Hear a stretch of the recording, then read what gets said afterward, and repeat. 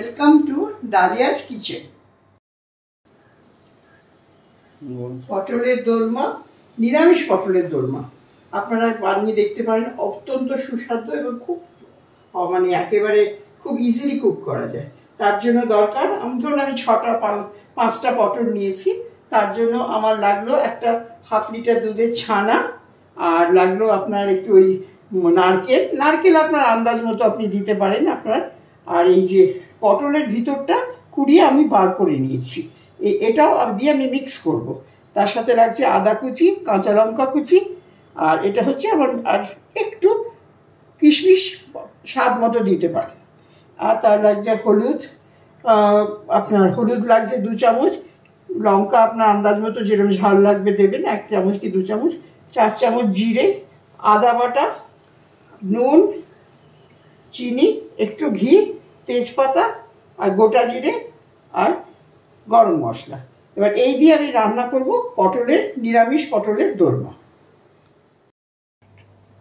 প্রথমে আমি একটু সাদা তেল দিলাম পটলটাকে ভাজার জন্য।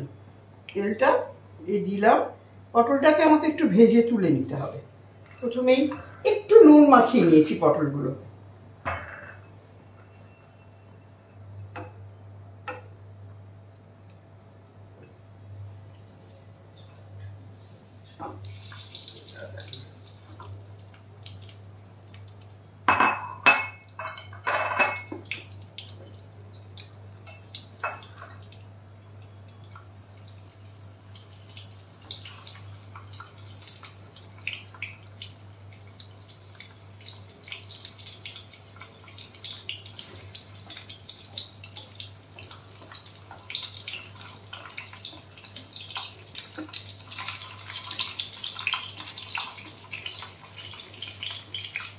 একটু পটলটা যে লাল হবে এটাকে আমি তুলে নেব।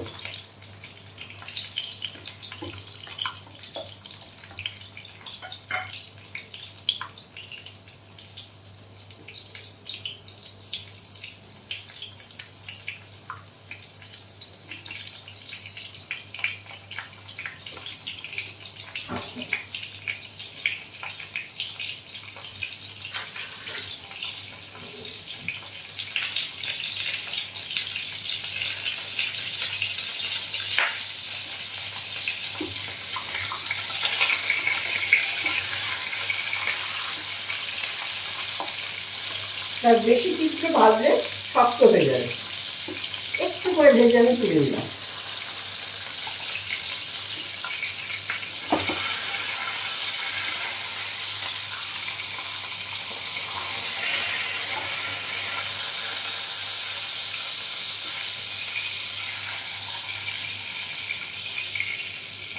এবার এই তেলে আমি একটু ঘি দেব, এবার তার মধ্যে আমি দেব আদা কুচি, কাঁচা লঙ্কা কুচি, একটু যে গন্ধটা ছাড়লো, আদা কুচি কাঁচা লঙ্কা কুচি একটু ঝাল গন্ধ ছাড়লে এবার আমি দেব এই পটলটা, ভেতর থেকে কোরানো পটলের বিচি।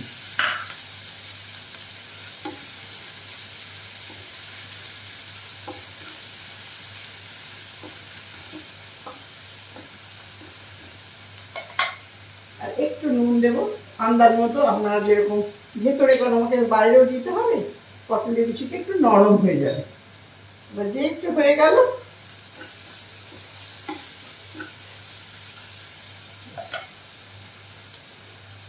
এবার দিলাম ছানা,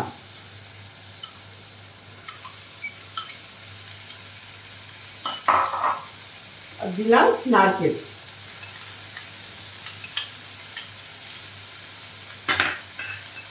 আর দিলাম কিশমিশ,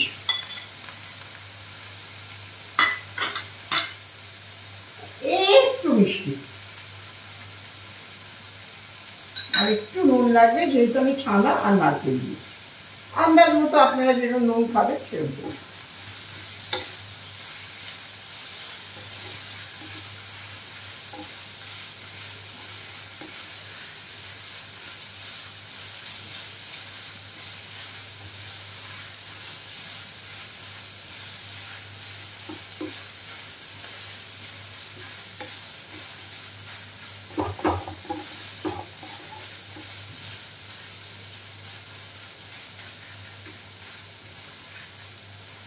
এই যখন মিশে গেল পুরটা বাদাইটা, ব্যাস এবার আমার পুরো রেডি হয়ে গেল। এখন আমি তেল গরম করলাম, তাতে দিলাম জিরে ফোড়ন, জিরে ফোড়ন দিলাম, আর দিলাম গরম মশলা ফোড়ন। এটা যখন একটু ভাজা ভাজা হয়ে যাবে,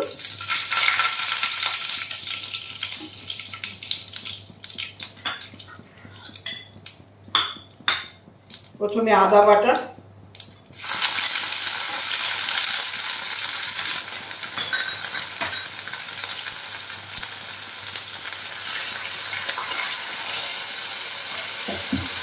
আদা বাটার একটা গন্ধ যখন বেরোচ্ছে তাহলে রান্নাটা কিন্তু ভালো হবে না। তখন আমি দেব এই বেটে রাখা জিরে বাটাটা।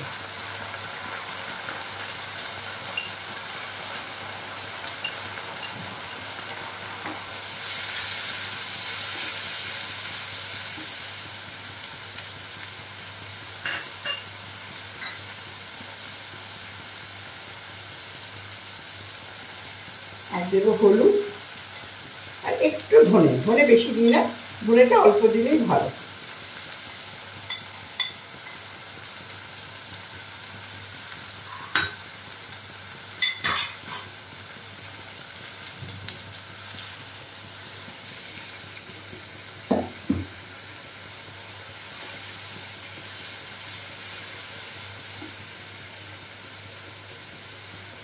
এবার দেবো 2 চামচ মতো লঙ্কা গুঁড়ো।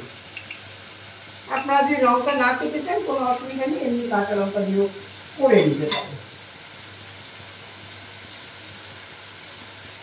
আর আন্দাজ মতো নুন।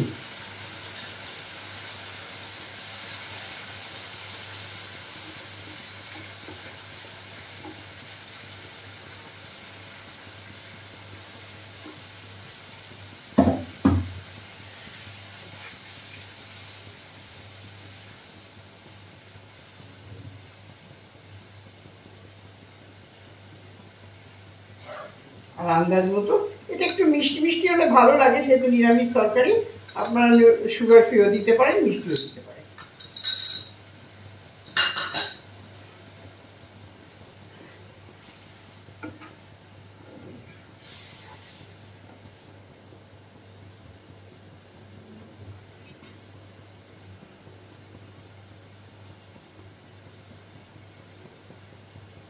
এবার যখন আস্তে আস্তে মশলাটা তেল ছাড়ছে, তখন আমি একটা একটা করে পটল দেবো। পটলটা কিন্তু আমাকে মশলার মধ্যে কষতে হবে, নাহলে ভেতরে রসটা যাবে না।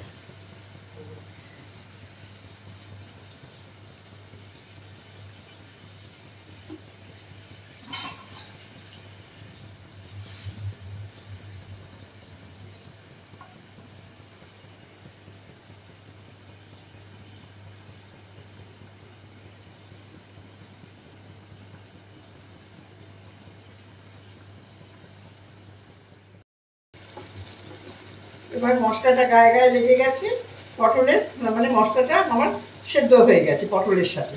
এবার একটু গরম জল দেব, গরম জল দিয়ে এটাকে সিমে করে একটু ঢেকে দেবো। এই 10 মিনিট হলেই আপনার রান্না হবে, সেভাবে আমি বন্ধ করে দেব। এবার আমার ঢাকাটা খুললাম, কারণ পটলটা আমার সিদ্ধ হয়ে গেছে, গাটা গামাখা গামাখা হয়ে গেছে। এবার আমার রান্না রেডি। আপনারা চাইলে আরও শুকনো করতে পারেন। এর মধ্যে দিলাম একটু ঘি। ঘিটা না দিলে নিরামিষ রান্না ভালো হয় না। আপনার ঘি না দিতে চান দেবেন না, কোনো অসুবিধা নেই আপনার আন্দাজ।